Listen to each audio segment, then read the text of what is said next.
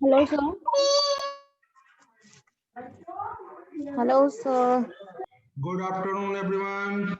Good afternoon.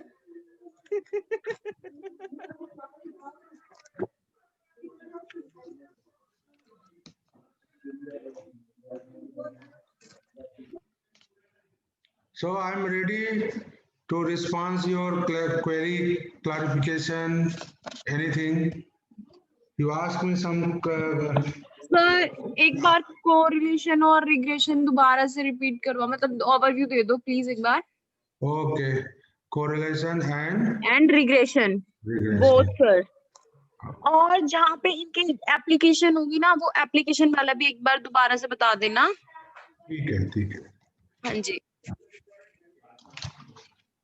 If you see the model या PPT, it is mentioned that correlation is a. I can open the. Let me see.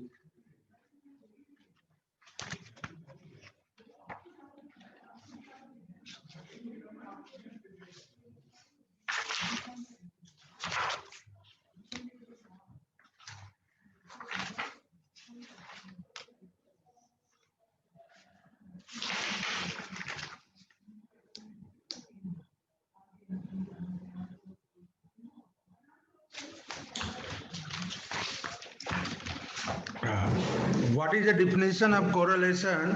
Correlation is a basically statistical measure that indicate the strength of relationship between variable. So I repeat again, strength of relationship between variable. So variable X and variable Y. Suppose variable X is a literacy, variable Y is a institutional delivery. So what is a relationship between female literacy and institutional delivery or IMR, TFR, any indicator? So that is called correlation.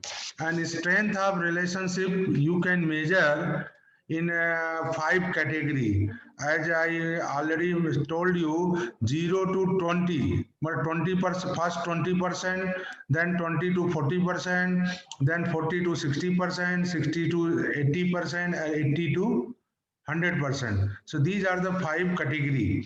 So first category, if correlation coefficient, we call it R.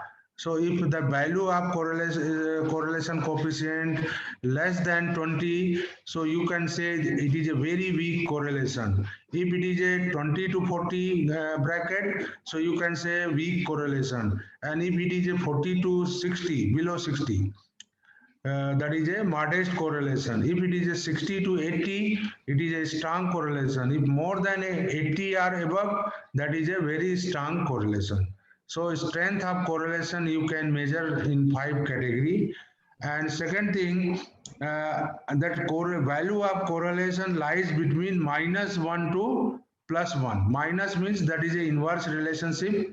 Plus means that is a positive relationship. Positive relationship, suppose like for example, if literacy goes up, institutional delivery will also go up. So there is the same direction positive relationship. Inverse relationship means suppose literacy goes up, then what happened? The IMR, neonatal death, MMR, it will go down. So that is a value of R become minus point, some number will come. And what is the formula of R? I just say the formula is xy and n x bar mean bar divided by under square root of summation xy x square minus n x mean square, similarly y. So need not worried about the formula. Whenever you need formula, you can refer books or online, you can retrieve the formula about the correlation. So first thing, we have to see whether there is a relationship, yes or no. If there is a 0, it means there is a no relationship. If it is a 1, there is a perfect correlationship, maybe minus, plus 1. So this is all about correlation. Regression, I said in regression there was a dependent variable and there are independent variable. Dependent variable you can define like institutional delivery, like TFR, like anything you can think about the output or outcome indicator. And independent variable you can select n number of independent variables. So I have given assignment for that to download the indicator from NFH and do the assignment. ठीक है. And use of regression and correlation, regression particularly is a part to predict something or to estimate something. Or you predict means, suppose I have given one example, suppose life expectancy data is there, then how you can project the life expectancy for 2023. Or suppose if you have some data for state level, how you can project data for district level. For example, suppose we want to estimate the life expectancy of Gurgaon or Sonipat district level, so we can do through regression model. So this is all about the correlation and regression. Okay. Anything you want correlation and regression? ठीक है. And I said correlation regression में आप are पे जाइए, SPS में जाइए, Excel में जाइए और यू कैन यूज. एक्सेल में जो कमांड है CORREL है. रिग्रेशन के लिए इंटरसेप्ट का कमांड जो है वो बेसिकली इंटरसेप्ट करिए ब्रैकेट में, you can select that range. And for slope or regression coefficient, you can write slope and select the information. And even suppose there are multiple regression means more than one. Agar suppose there are more than one independent variable, you can say multiple linear regression. And for that you have to use data analysis package or Excel. So how to estimate calculation? आप जो है video को आप फिर से उसको देखिए और I hope you are able to calculate or estimate the intercept, slope or correlation coefficient. This is all about the correlation and coefficient regression, which we have discussed. Excuse me, sir. Please. Sir, in correlation, sir, वो जो Pearson correlation coefficient वाला जो table था sir. हाँ. अच्छा, that correlation. Okay. Yes sir, उसमें जो table था सर, तो उससे रिलेटेड एक क्वेश्चन भी था, तो उसमें से एक बार एक्सप्लेन कर देंगे सर कि वो सिग्निफिकेंट और हाईली सिग्निफिकेंट है. Right. Let me run the program. Give me some time. Right. I'm going to run the correlation coefficient.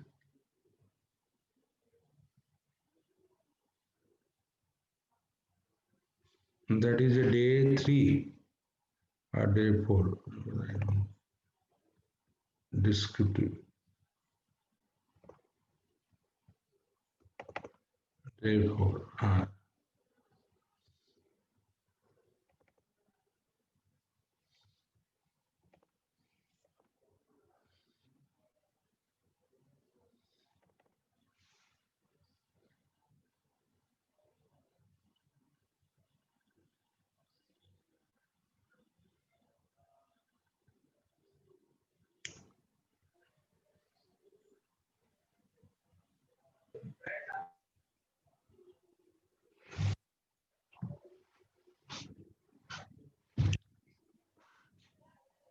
जो आप ये असाइनमेंट दोगे, असाइनमेंट नंबर 4, हाँ. उसमें जो ये क्वेश्चंस दोगे, तो इसमें आप मतलब ये वो वेट कर लीजिए मैडम, जस्ट होल्ड ऑन, एक सब जवाब दे लें. ओके, आप जस्ट होल्ड करिए. ठीक है. हमने सोचा कोरिलेशन से रिलेटेड है. कोरिलेशन वाली टेबल का ही. तो नहीं, मैं जस्ट थोड़ा वेट करिए, मैं थोड़ा कोरिलेशन रन करना चाह रहा हूँ.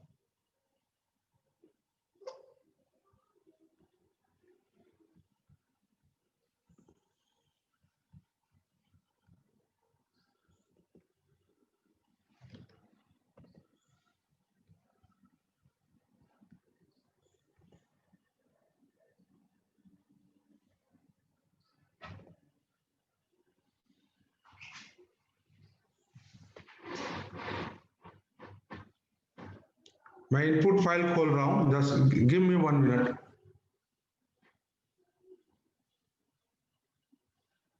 मैं आपको दिखाना चाह रहा हूं कोरिलेशन की जो आउटपुट में जो सिग्निफिकेंट की बात वो कर रहे थे।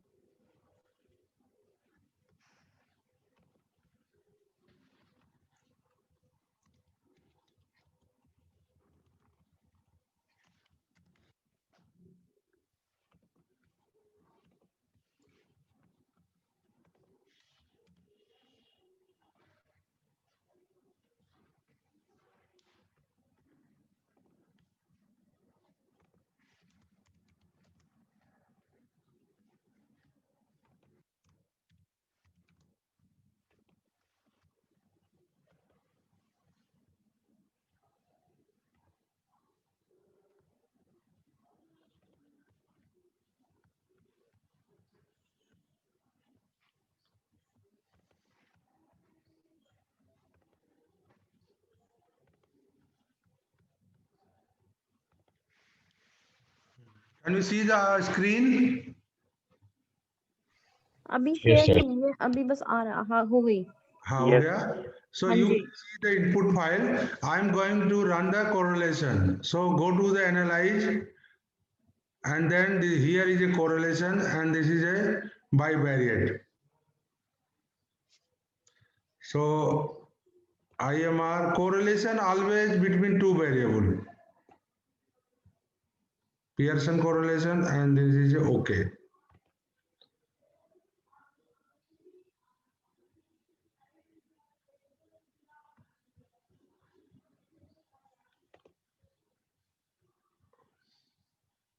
ओके अभी मैं इसको आउटपुट फाइल को I am going to show you, just wait.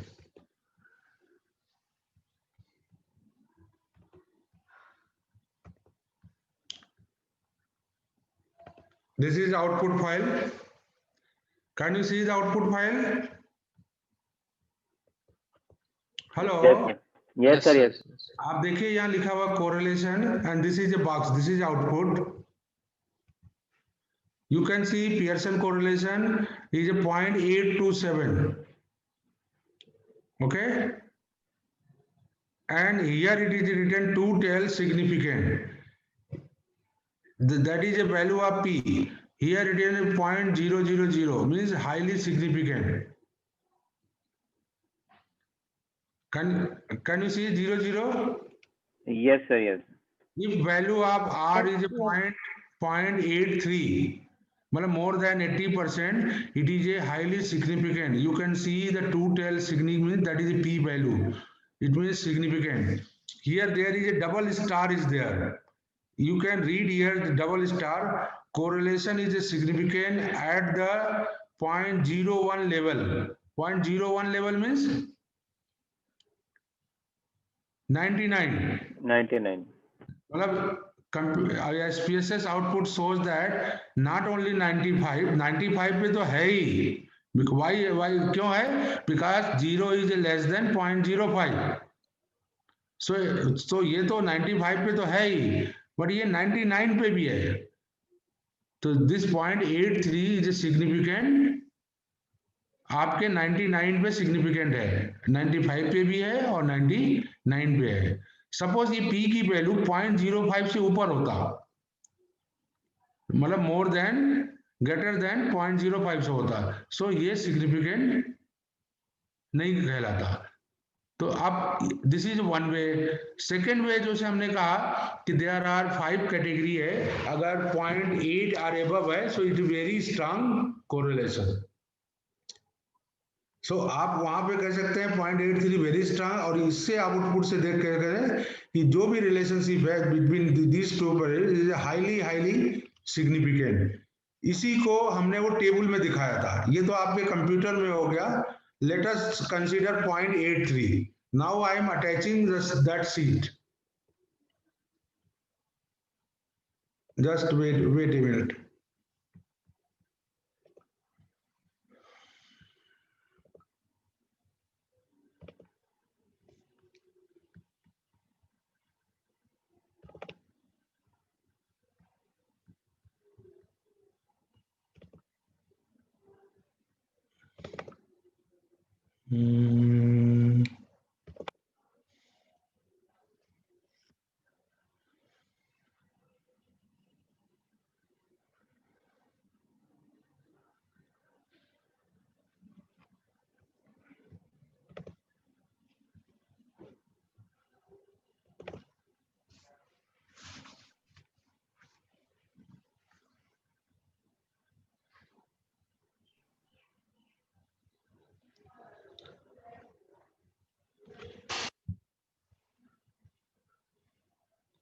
I'm opening the file.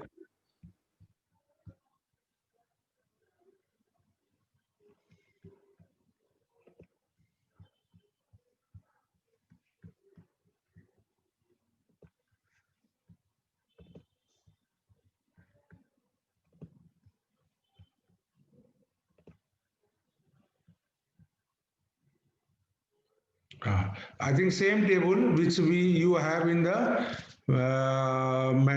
model. Module, sir. Yes. So here you can see this is a degree of freedom, and here you can see this is p value. Okay, here written level of significance for two-tail test. So we have to take two-tail.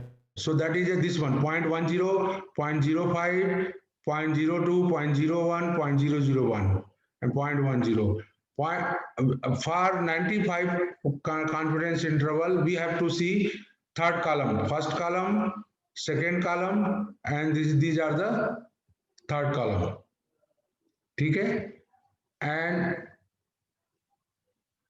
here you can see here what is the degree of freedom. Let me see. I don't know. A degree of freedom is a sample size minus 2. तो वहां पे 15 था sir, तो 13 आएगा।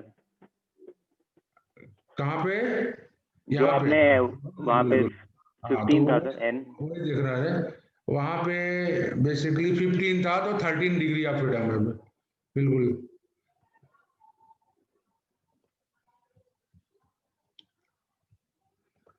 Just a minute थोड़ा।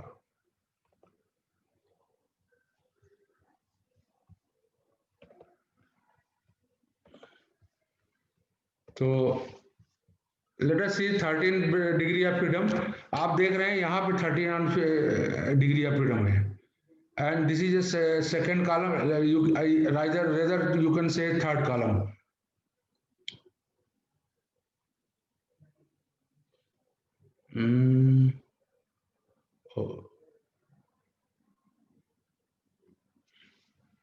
ऐसा क्यों आ रहा है? 13 ये आ रहा है 0.5 आ रहा है।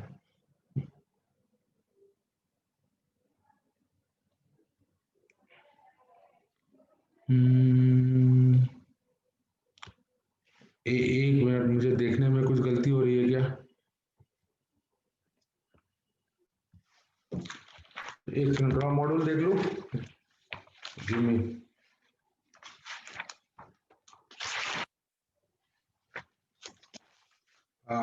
आप मॉडल जिसके पास में पढ़ सकते हैं।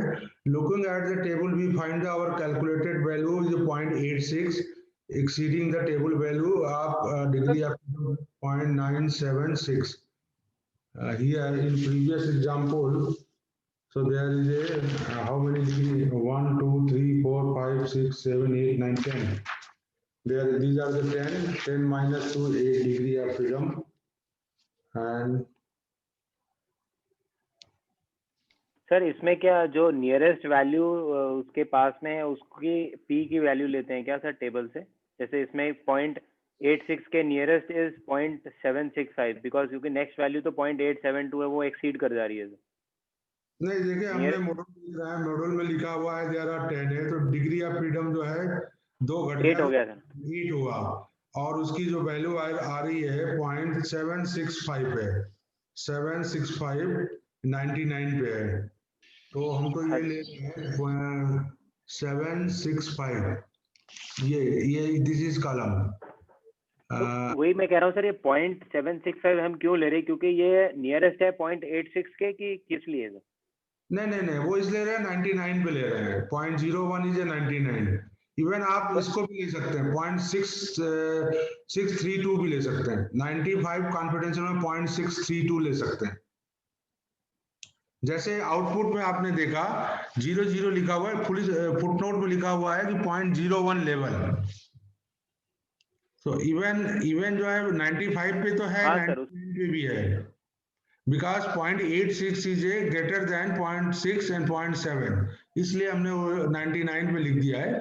बट आप ये 0.05 पे ले सकते हैं, तो आपके जो एग्जाम्पल में है वो आपके 0.6 आया, अगर आप लेंगे तो कैलकुलेटेड वैल्यू जो है आपके टेबुलेटेड वैल्यू से हायर है, तो ये सिग्निफिकेंट हुआ। ठीक है, नहीं सर, वो मॉड्यूल में अब जैसे दिया यहाँ, हुआ है सर। हाँ मैं यहाँ देख रहा था कि अगर क्या? 15 है और 13 है तो ये 0.5 है, तो कैलकुलेटेड वैल्यू जो टेबुलेटेड वैल्यू से हाई है तो सिग्निफिकेंट तो हुआ। वो चीज मैं कंपेयर कर रहा था, मैं तो कंफ्यूज हो रहा था। ठीक है, तो ये आपकी कैलकुलेटेड वैल्यू जो हम अभी निकाले थे 0.83 आया, और ये आपकी जो है टेबुलेटेड वैल्यू है।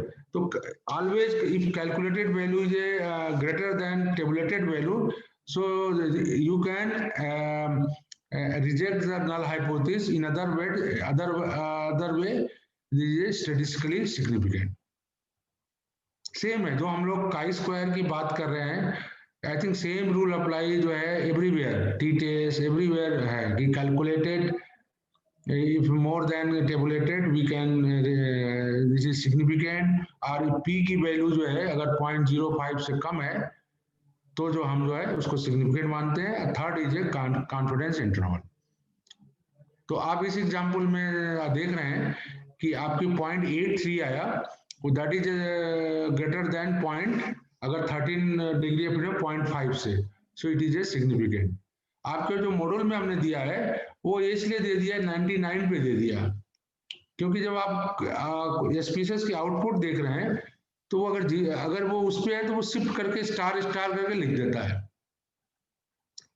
तो अगर sir calculated value higher than the table value है तो is highly significant Yeah, definitely and we can reject the null. null hypothesis, and you can say this is statistically significant. तो sir जब हम अभी तो इसमें आपने बता दिया, जैसे अगर हम कैलकुलेट कर रहे हैं, अगर इसी एग्जांपल को ले मॉड्यूल वाले को, तो हाँ, आपने बोला इसमें हम 99 पे ले लिया हमने, तो हम इस पे 95 पे भी ले सकते थे क्या? श्योर मैं 0.6 ले सकते हैं। ये सॉरी, पॉइंट कितना था? 663 है। 0.6 कितना था? 632 है, उस पर भी ले सकते हैं, लेकिन आपको लिखना पड़ेगा, राइट सर। आपको लिखना पड़ेगा कि at the 95% confidence interval में it is a null hypothesis is a rejected in the 95 confidence। अगर 99 है, देखिए क्या होता है, अगर आप नहीं भी लिखेंगे तो बाय डिफॉल्ट एवरीबॉडी नोज 95, लेकिन अगर 99 पे लेना है then you have to write कि this is a significant at the 99% confidence interval.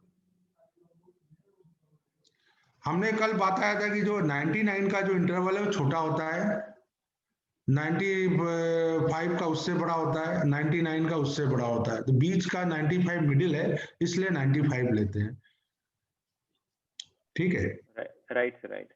तो एक्चुअली 99 था तो मैंने नोडल में 99 लिख दिया था, बट बाय डिफॉल्ट 95 लेते हैं। ठीक है, any other question, correlation regression?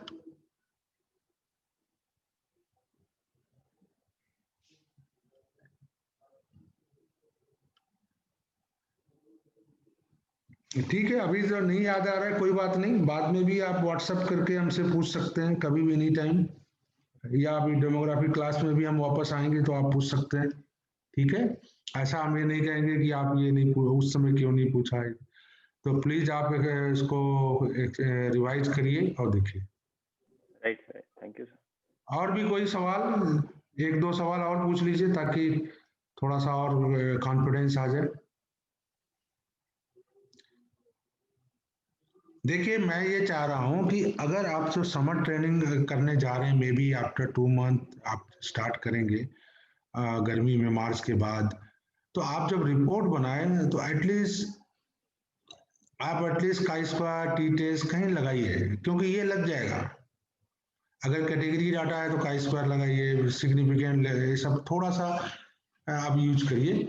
आप देखिए क्या होता है, किसी रिपोर्ट में अगर एवरीवेयर सिग्निफिकेंट लुक्स बैड, लेकिन समवेयर कहीं उसका फ्लेवर आप डालिए, तो उससे आपकी रिपोर्ट जो है ना, और थोड़ी आपकी प्रेजेंटेशन विल गो अप, तो इम्प्रेशन थोड़ा अच्छा बनता है। ठीक है, कंफ्यूजन सभी को रहता है कि रिजेक्ट करें या एक्सेप्ट करें। ये एक बहुत बड़ा क्वेश्चन है। These are trick and magic है, ये बाय प्रैक्टिस ही आप सीख सकते हैं। ठीक है, एप्लीकेशन से फ्री। ठीक है, अगर नहीं है तो मैं थोड़ा सा रिवाइज करूंगा। I just told you what is a statistics and what is a biostatistics. ठीक है, this is the first point I just try to explain you. Then I said, what is a population, what is a sample, what is a descriptive statistics, what is a inferential statistics, what is a variable, what are type of variable, what is a discrete variable, what is a continuous variable, what is a nominal, ordinal and scale variable. ठीक है, what is an indicator, whether there is any difference between variable and indicator. ठीक है, what is a percentage, proportion, rate, ratio. This is a chapter number 1, finish. What is a chapter number 2? Descriptive statistics. ठीक है, mean, median, mode. If it is extreme value, mean is affected by the extreme value, then you can use median and mode, and there is a percentile, quartile, something. Then we talk about standard deviation and variance. When we can use the standard deviation, what is the importance of standard variation? Suppose there are two person, mean are same, group A, group B, so mean are same, तो कैसे winner decide करेंगे? Then we see the variance, किसने कम time लिया, variance जिसका कम होगा, variability तो उसको कम करते हैं. So this is chapter of variability chapter, and of course we talk about range and other indicator also. इसमें थोड़ा सा छोटा होगा coefficient of variation, I think same है, आप लोग देख लेना. इसके बाद we talk about the correlation, regression. I just say regression, sir, class. I will come, sir. Correlation, regression is used in predict something, projection में use करते हैं. I gave example the life expectancy 2023. ठीक है. Then we talk about the correlation between two variable, whether it is significant or not. फिर हम लोग sampling पे आ गए. What is the importance of sampling? What type of sampling? How to calculate the sample size? And we talk about the cross-sectional sampling जो होते हैं उसको कैसे. What is the formula? Formula is a Z square PQ divided by D square. What is a P? P is a prevalence. P is a proportion, percentage. ये सब बात probability हम लोग बात कर रहे थे. Then what is a Z? Z की वैल्यू वहां पे 1.96 फिक्स किए थे. Then D is a basically relative error of P. तो उसके लिए हमने 2-3 पेपर आपको दिए थे, लाइक आईसी मार्केट जो डायबिटीज का पेपर था, 2-3 पेपर हमने आपको गया, तो उसको आप देख लीजिए। Then come to the probability में I said correlation lies between -1 to 1, but probability lies between 0 to 1. If 0, that is impossible to occur. 1 is a perfect probability, means certainly occur. दोनों तरफ अगर आपका हेडी है तो ये डेफिनेटली हेडी आएगा. Okay, then we said addition of probability. In that we said mutually exclusive. If that event cannot occur same time, so that is a mutually exclusive. So probability of A and probability of B जो है, so plus if mutually exclusive, so simple probability A plus probability B. If it is not mutually exclusive, तो probability A plus probability B minus probability A intersection B.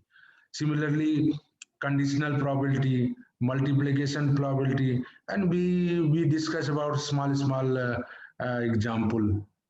Then come to the discrete probability distribution and continuous probability distribution.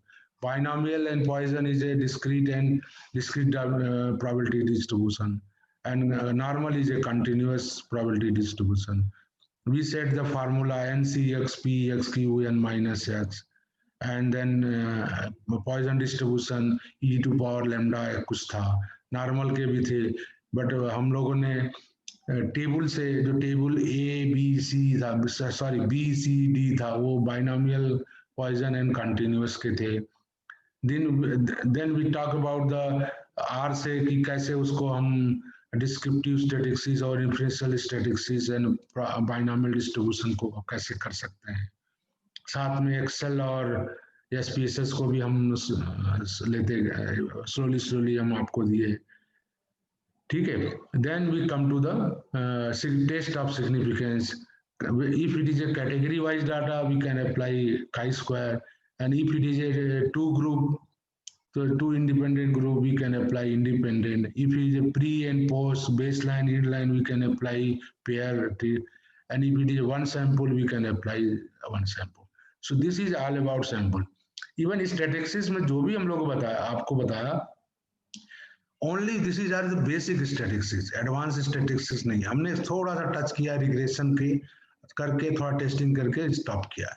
So try to learn software, particularly R and SPSS and Excel.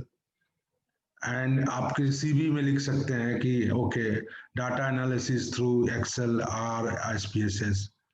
So वो आप mention कर सकते हैं, but mention करने से पहले थोड़ी सी अपनी प्रैक्टिस कर लीजिए. So this is all about statistics. पूरा मैंने सिलेबस आपको एक जगह में एक ही साथ बोल दिया. अब एग्जामिनेशन में क्या आएगा, एग्जामिनेशन में यही आएगा कि there are two section, section A, section B. Section B में थ्योरी रहेगा. So what is a theory? Theory in the sense I will say write in the 1000 word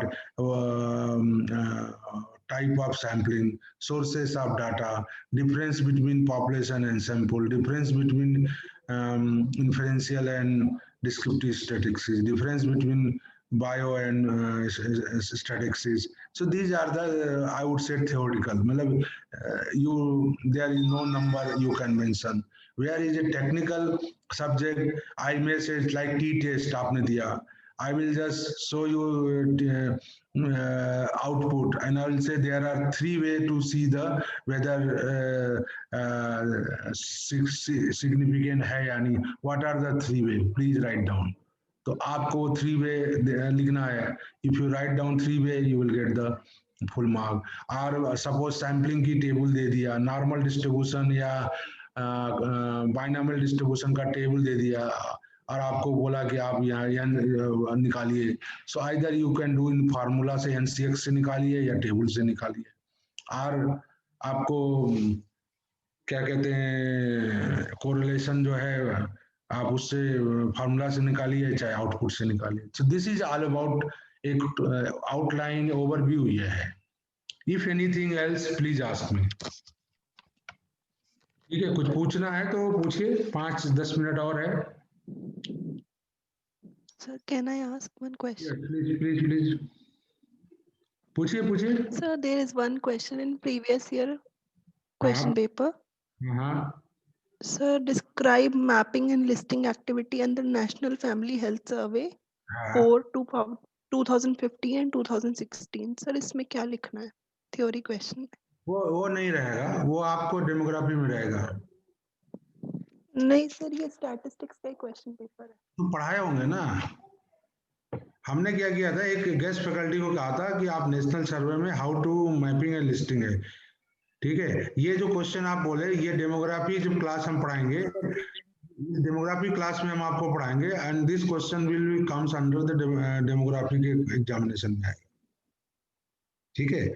उसमें Yes. थोड़ा अंडरस्टैंडिंग के लिए बता दे रहे हैं, जब आप सर्वे करते हैं, बड़े सर्वे करते हैं किसी विलेज में, तो फर्स्ट सबसे पहले आपको मैपिंग एंड लिस्टिंग करते हैं। मैपिंग का मतलब there is a location map, there is a layout map, और फिर आप जो है सारे हेड ऑफ हाउस होल्ड की लिस्टिंग करते हैं। फिर उसके बाद household survey and women survey या मेल सर्वे आता है, ठीक है। तो अभी उसको जस्ट टाइम बिंग के लिए रोक दीजिए। आपके डेमोग्राफी क्लास में हम जब उसमें भी जो एक क्वेश्चन है सोर्स ऑफ डेमोग्राफिक डाटा, ठीक है। तो उसमें जब डेमोग्राफिक सर्वे आएगा then will talk about demography, ठीक है। तो Yes, आप sir. वहां पे आप थोड़ा सा 15 डे रुक जाइए, आप वहां पे पूछ लीजिएगा, वहां पे आई विल एक्सप्लेन, ठीक है। There is a location map and what is layout map. तो वो लोकेशन मैप क्या होता है, लेआउट मैप क्या होता है, सो वो I will explain there, okay. आप देखिए पुराने पेपर पे तो देखिए, इज वेरी गुड, लेकिन नॉट नेसेसरी कि पुराने पेपर पे ही आपके एग्जामिनेशन में क्वेश्चन रहेंगे। कुछ रहेंगे, कुछ नहीं रहेंगे। व्हाई? बिकॉज पहले क्या बोलते थे, ऑफलाइन एग्जाम होते थे, इस बार तो आपके ऑनलाइन हो गए। तो ऑनलाइन में फॉर एग्जाम्पल हमने ऑब्जेक्टिव टाइप के क्वेश्चन दे ही नहीं रहे हैं, लेकिन आप अगर पुराने क्वेश्चन देखेंगे तो एग्जामिनेशन में ऑब्जेक्टिव टाइप के क्वेश्चन भी होते थे। अभी हमको आपको मैं गूगल फॉर्म से आपके जो ऑनलाइन असाइनमेंट के थ्रू हम ऑब्जेक्टिव क्वेश्चन आपको भेज रहे हैं, और हम आपका एग्जामिनेशन पहले ले ले रहे हैं, ठीक है। तो ऑब्जेक्टिव तो नहीं रहेगा, आपको रफली आप ऐसा क्वेश्चन रहेगा कि ईच क्वेश्चन जो कि आप 30 मिनट में कंप्लीट कर सके। जैसे सैम्पलिंग का टेबल दे दिए, बोले कि आप सैंपल साइज निकालो, आप अगर आपको आता है तो आप विद इन 5 और 10 मिनट कर लेंगे, नहीं आता है तो आप नहीं कर पाएंगे। आप समझ रहे हैं? आपको आता है फार्मूला तो Z square P Q divided by D square लिखेंगे, पुट करेंगे, निकल जाएगा। कितना टाइम लगेगा? 10 मिनट। तो आपके एग्जाम में मुश्किल से देयर आर 4 to 5 क्वेश्चन रहेंगे। इस क्वेश्चन में आपको 20 to 30 minute will be assign. तो 2 घंटे में कितना काम कर। और I will give you option, 1 option out of 3 2 करने हैं, आउट ऑफ 3 2 करने हैं, ठीक है। Any other question? आप पिछले साल के अगर क्वेश्चन देख रहे हैं, अगर कोई चीज कवर नहीं हुई है, सो जैसे आपने पूछा, other can also ask me कि सर ये क्या है, वो क्या है, ठीक है। आपके स्टैटिस्टिक्स के मॉड्यूल में मैपिंग लिस्टिंग नहीं होगा, वो इन एडिशन हमने पढ़ाया था, तो इसलिए उसको उसमें दे दिया था, ठीक है। Anything else? नो? ठीक है, but still I would request you, अगर while completing the assignment अगर कोई डाउट्स या clear, please ask me, okay. I may give you a response, may be late after 1 hour or after 4 hour or next day, but please आप पूछना सीखिए, मतलब then फिर आप सीख पाएंगे, ठीक है। अभी मैं अटेंडेंस ले लेता हूँ, अब देन विल लास्ट।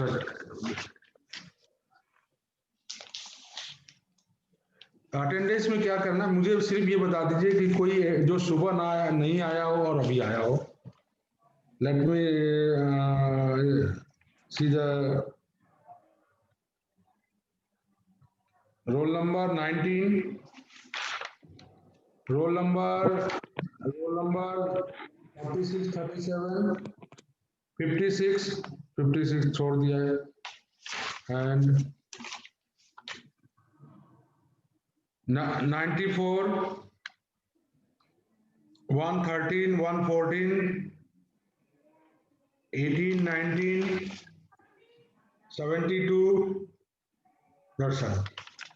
तो सुबह वाले ही लोग हैं। सर हाँ, एक बार मेरी अटेंडेंस देख के बताओ कि मेरी कोई एब्सेंट तो नहीं है। रोल नंबर 63 साक्षी। आज का या रोज का? रोज का। रोज का डिफिकल्ट है मेरे में, क्योंकि आप देख रहे हैं ये दो सीट है, अच्छा इसको ठीक है। आज का तो प्रेजेंट है सर। आज का तो मैंने बोला था। मेरे को ये है कि मैंने परसों की स्किप कर दी थी शायद। परसों का डेट क्या है? परसों का आज क्या है? 6 को। 6 को होगा। क्या रोल नंबर है? 6 या 5 को sir. Sakshi. Roll number 63। Roll number 63।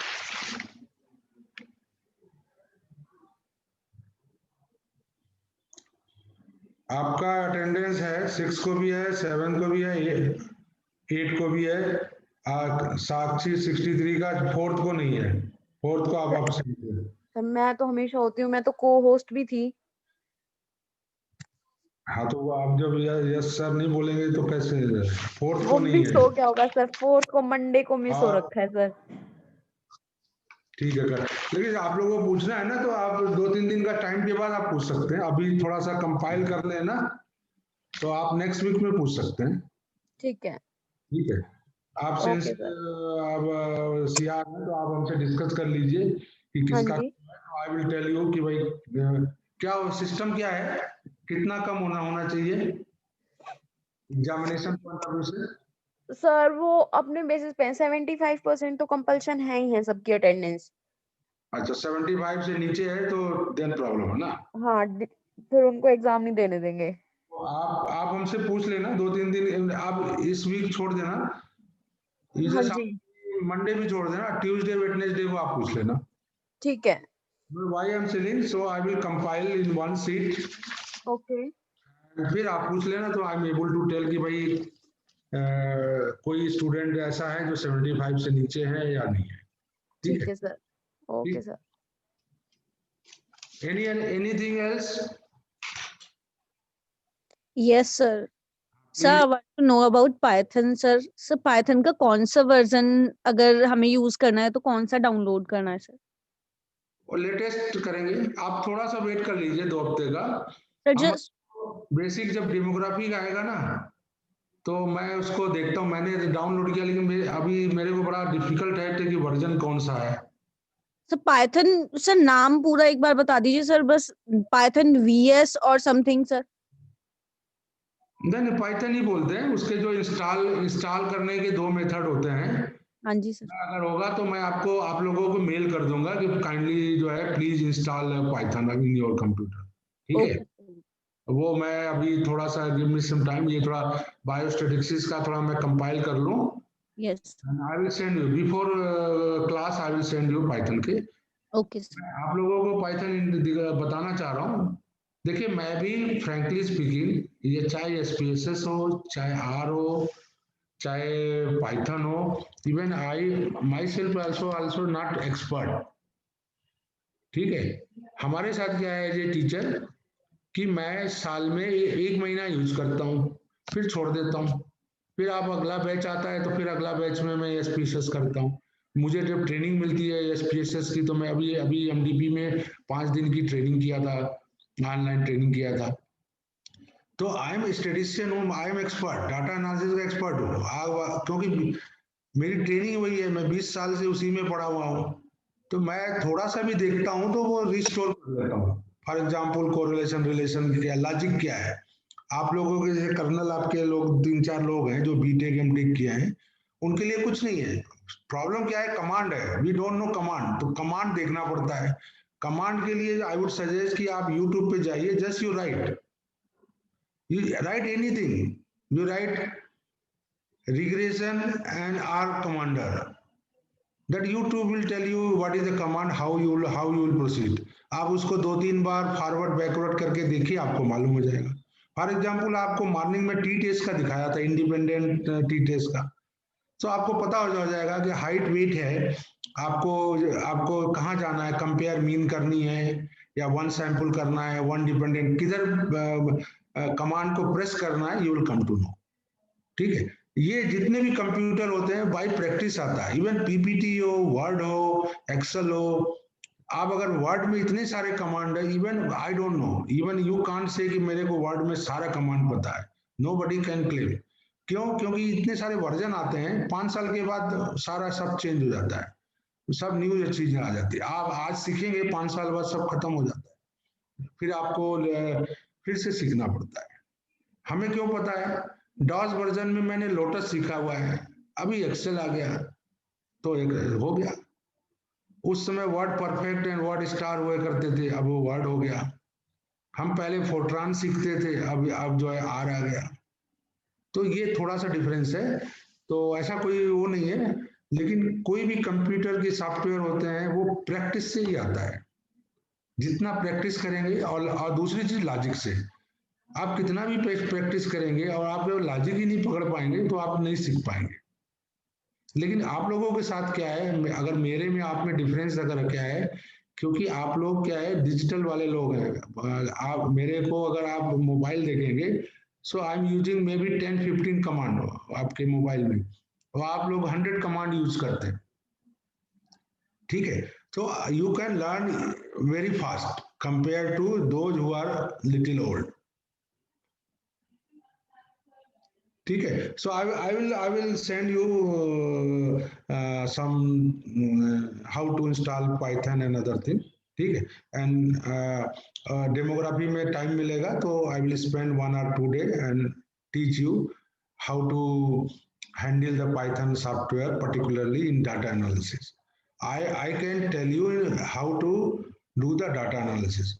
But लेकिन डाटा एनालिसिस के अलावा जो होते हैं ना, डैशबोर्ड बनाने हैं, ग्राफ बनाने हैं, उसमें still I am weak. I have to learn more command, then I can discuss.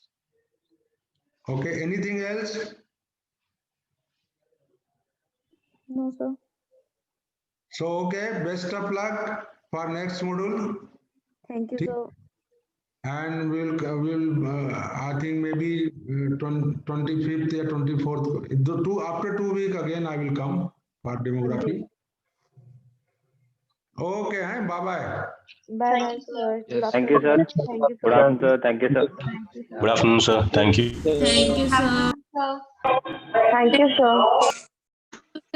Thank you, sir.